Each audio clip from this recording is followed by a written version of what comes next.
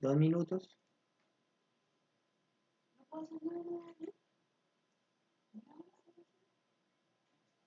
Sí, sonido.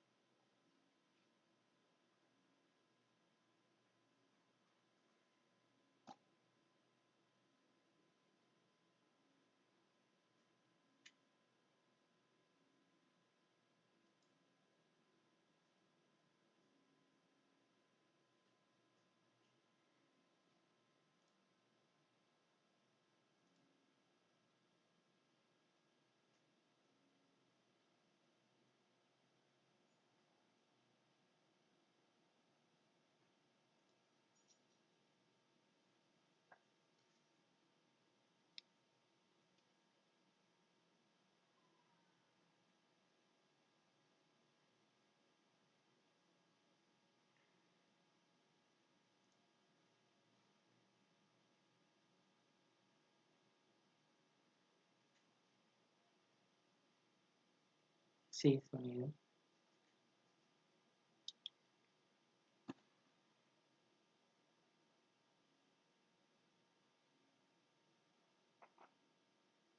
Veinte segundos.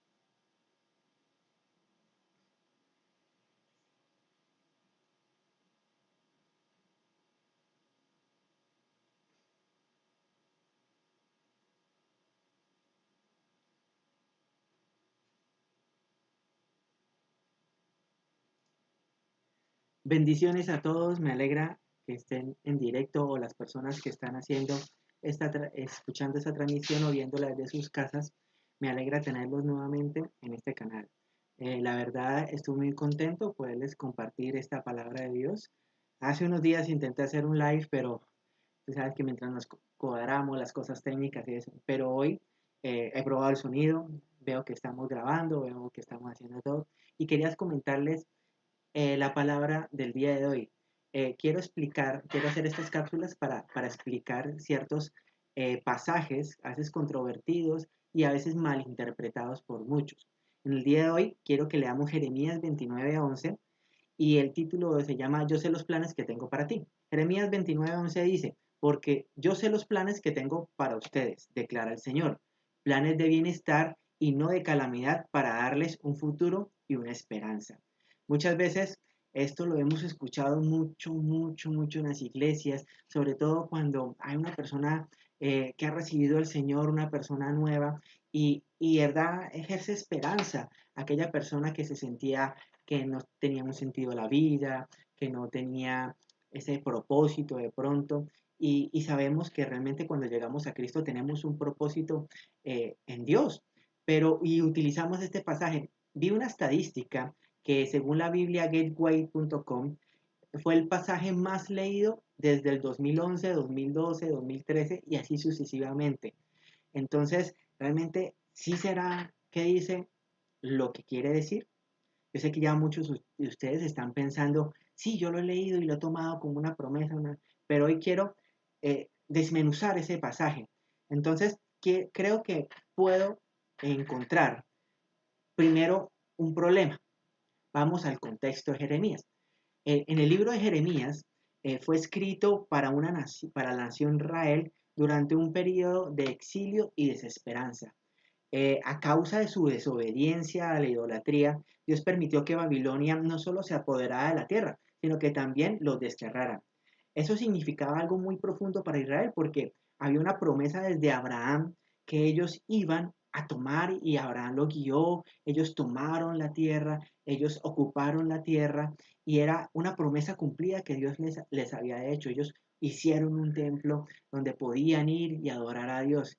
Y en el momento en que sucede todo esto con Babilonia, porque ellos estaban pecando, porque ellos se habían apartado de Dios, es como si la promesa de Dios no se hubiera cumplido. Entonces, naturalmente, en el sentido de toda la nación, había una desesperanza. Pero Dios en su infinita misericordia siempre envía personas que hablen la palabra de Dios correctamente, personas que realmente lleven el mensaje claro al pueblo de Israel, y en este caso también podemos incluirnos a nosotros mismos. Entonces, Dios en ese momento usó a Jeremías para recordarle las promesas que habían, y en el libro de Jeremías, en el capítulo 25:11, dice lo siguiente: toda esta tierra será desolación y horror, y estas naciones servirán 70 años al rey de Babilonia. Entonces, a 4 capítulos antes de declarar esta promesa, o de Jeremías escribe esta promesa, él ya había profetizado que habría una desolación y que el pueblo de Israel serviría a Babilonia. Pero habían igualmente falsos profetas, habían personas que no querían escuchar la voz de Dios, sino sus intereses propios, porque pues una persona que diga buenas noticias siempre será tomada bien. En cambio, la persona que diga, no, mire, Dios me está diciendo que ustedes van a pasar un cautiverio con una cosa y la otra.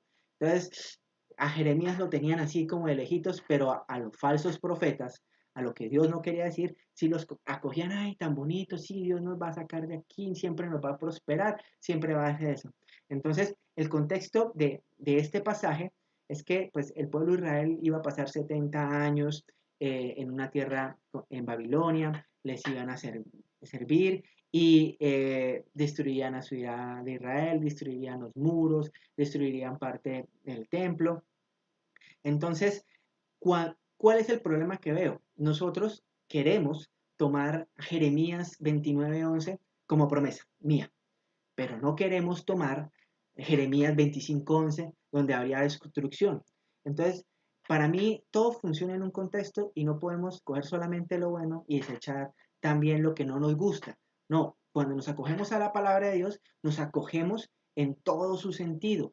Entonces, el contexto de esto era que había una nación que estaba en Babilonia, y que ellos, en Jeremías 29, Dios les recuerda que los iba a prosperar, que los iba a sacar, y ya veremos qué significa la palabra prosperar en este caso. Entonces, el primer problema que veo es no solamente reclamar partes de la promesa, sino reclamar la promesa completa. Entonces, no creo que la Biblia funcione así.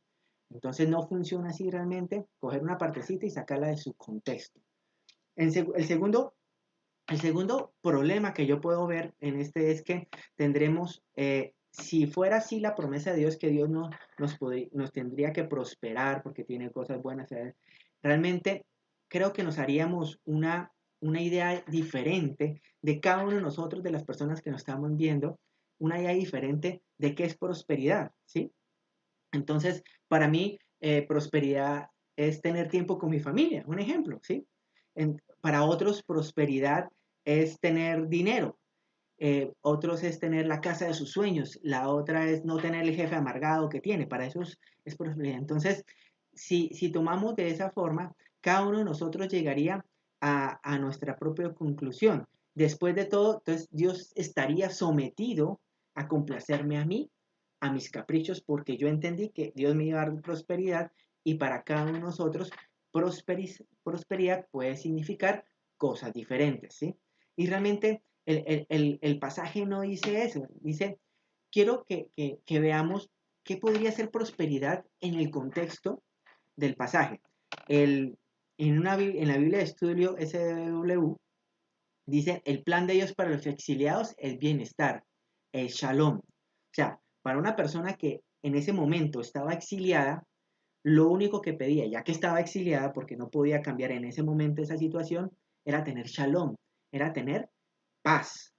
Y el plan de Dios, ¿sí?, era regresarlos a su casa, restaurar su nación y cumplir así la promesa, pero una promesa nacional, no individual. Entonces, para el pueblo de Israel, cuando fue escrito esas palabras por Jeremías, o sea, fue escrita de Dios por parte de Jeremías, era para enseñarle al pueblo, ¿sí?, que aunque iban a estar en cautiverio, iban a tener paz, y así pasó. El, el, el, Los babilonios le dejaron hacer sus cultos, les dejaron seguir con ciertas partes de su cultura, los dejaron desarrollarse como alfareros, como pues todas las labores que eso, iban a tener paz y así la tuvieron. Y el segundo, el plan de Dios de prosperidad, era que ellos iban a regresar a su casa, iban a restaurar lo que se había dañado. Entonces, miremos que exactamente que el problema aquí es interpretar que era prosperidad. Y no es cuando lo que nosotros interpretamos, es más bien esta palabra prosperidad es, es un recalco de Dios para darle esperanza al pueblo de Israel en medio de su contexto, ¿sí? Entonces, viene la pregunta, Felipe, entonces, esa promesa de Jeremías 11 no tiene nada que ver con nosotros. Yo digo, claro que por supuesto que sí. Sí tiene que ver mucho con nosotros. ¿Por qué? Porque en Romanos 15:4 dice que toda palabra, toda escritura es para nuestro beneficio, para que entendamos. Entonces, ¿qué debemos entender en este caso? En este caso debemos entender el carácter de Dios y su plan redentor y soberano a través de la historia, a través de los tiempos.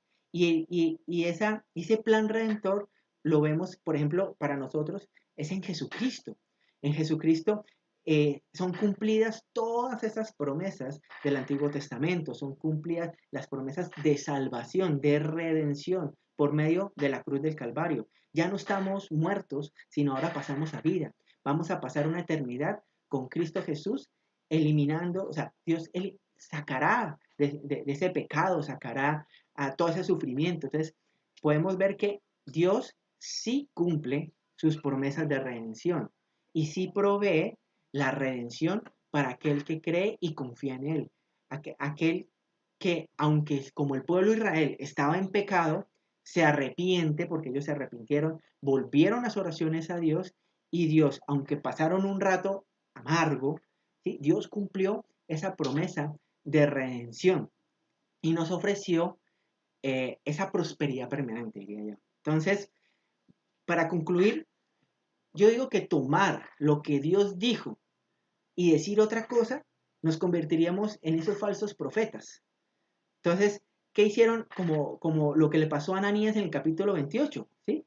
Él prometió que había duradera paz para el pueblo de Israel, pero no sucedió eso, pues se convirtió en un falso profeta.